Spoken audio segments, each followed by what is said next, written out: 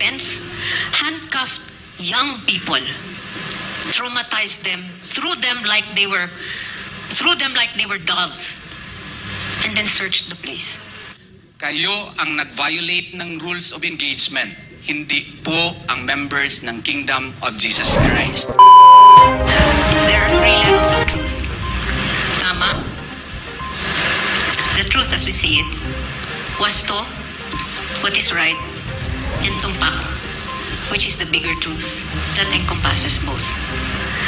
Hopefully this press conference will reveal not just the truth as we see it, from whichever side you may be, not just what is right, but hopefully the bigger, deeper truth about what happened. Let me tell you a story. At about 3:45 or 3:50, the members of the Kingdom of Jesus started congregating in the Kingdom Plaza. There are a lot of people living inside the compound. It's not like an ordinary church where you go, you celebrate with God, and then you leave. This compound houses thousands of people. And so they stay here, they pray here, they study here, they live here.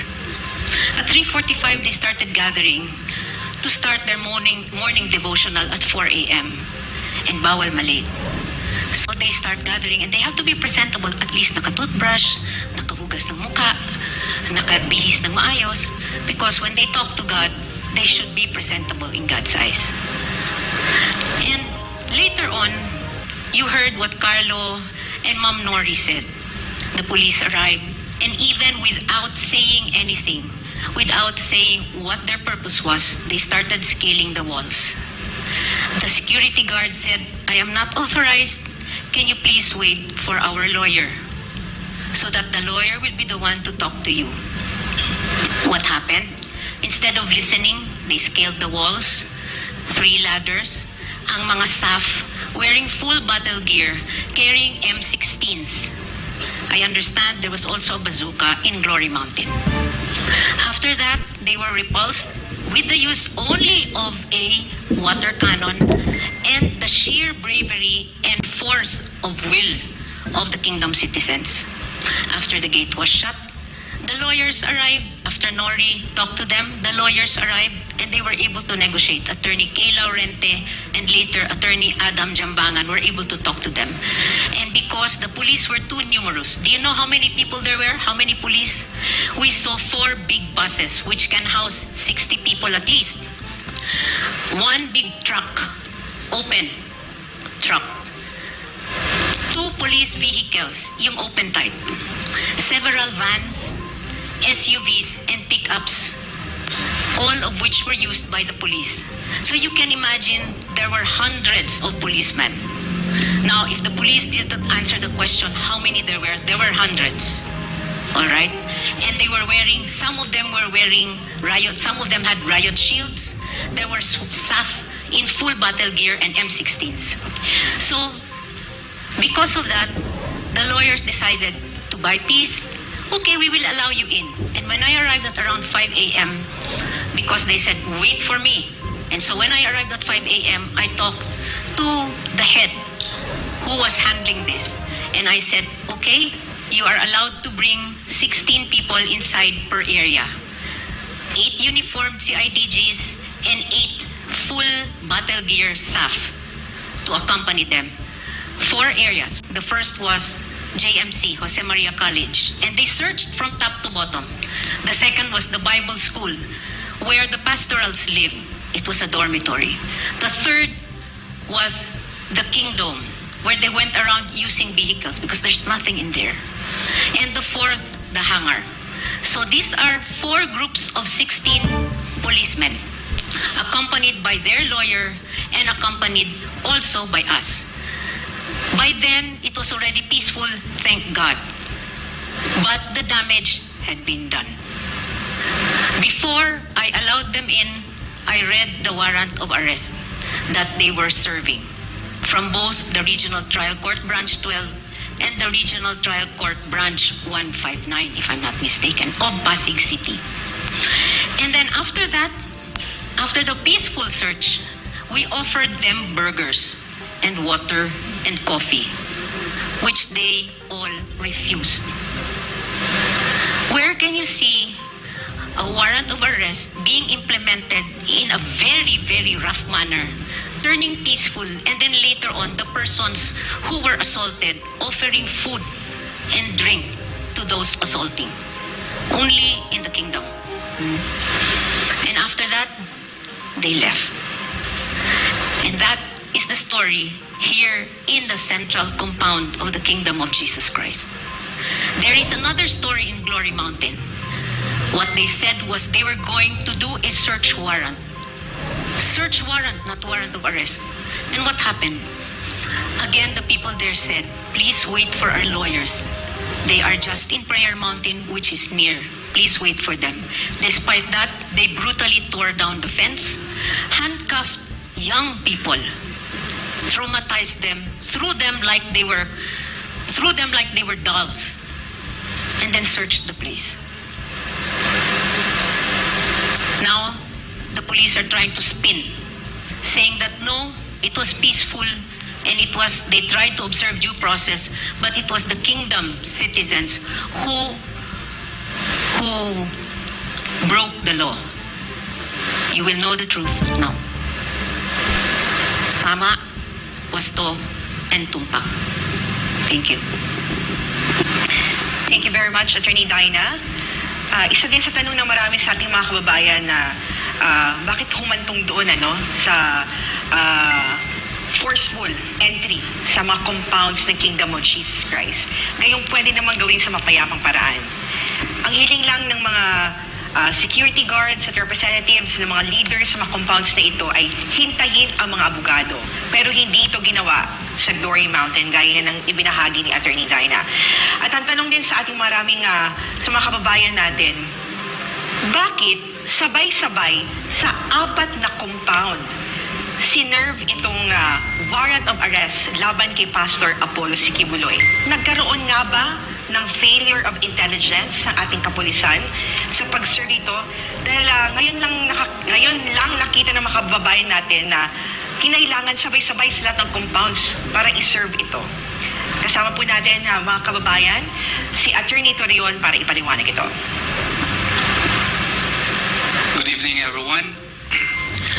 To answer the concerns of the members of Kingdom of Jesus Christ, the specific question as to whether or not there was failure of intelligence, I don't think there was a failure of intelligence. There was no intelligence at all. Why there was no intelligence? I would like to specifically refer to the contention of DOJ Undersecretary Raul Vasquez when he was interviewed on TV by Karen Davila, and when he asked what was his opinion as to the course of action taken by the police insofar as the operations were conducted as against KOJC Central and in Glory Mountain, and he answered that it was the discretion of the police in the usage of too much force. I would like to correct again, perhaps to infuse some intelligence to this answer of DOJ USEC Raul Vasquez by saying that there are rules of engagement in the implementation of the warrant of arrest. Note that there are 2 versions here. In KOJC Central in Buhangin, Davao City, when I arrived late, I have to ask for an apology to the members because I slept at around 2:30 a.m. and I had to agree to the incessant request of my little children to have rest and recreation in one of the hotels here in Davao City. I slept late, and that is why when I was awakened because of about 132 missed calls on my cell phone, I had to rush here in KOJC Central, and I was shocked because I was expecting to be served a search warrant, and what was given me, shown to me in a flash, without really letting me read it, is only a warrant of arrest. But in Glory Mountain, their story is they have a search warrant, which is true. I think the truth is they were only armed with a warrant of arrest. So if it is a warrant of arrest, the Philippine National Police knows that there are rules of engagement insofar as the implementation of the same. The ILG secretaries justified the usage of such unnecessary force, but I would like to politely remind him that under Rule 113, Section 2 of the Rules of Criminal Procedure, it is very clear that no violence or unnecessary force shall be used in making arrest. Second, and more importantly, the PNP is governed by the rules of court under Rule 113, Section 11, and there are clear elements there, 3 in fact, which they know. But when we reviewed the footage, it is a fact that at 3:50.54 a.m., they arrived and they brought with them outrightly 3 stairs, and one of the officers indeed talked to the security guard as if showing something, and when we verified, the security guard told him that he had no authority to give his consent or whatever because he is a mere security guard. But the policemen, if you can see the footage, were already scaling the walls. And what does that tell you? Ano pong masasabi natin dyan? Labag po yan sa rules of engagement. Because the first rule is, you should announce your authority and purpose for serving the warrant of arrest. And to whom should you announce it? To the owner of the house or to the administrator of the facility. We know that the administrator of all the properties of KOJC is the former President Rodrigo Duterte. Did they call the President Rodrigo Duterte prior to the service of warrant of arrest? The answer to that is no. And there is likewise a second requirement, that the person to be arrested is or reasonably believed to be present in the said house or building.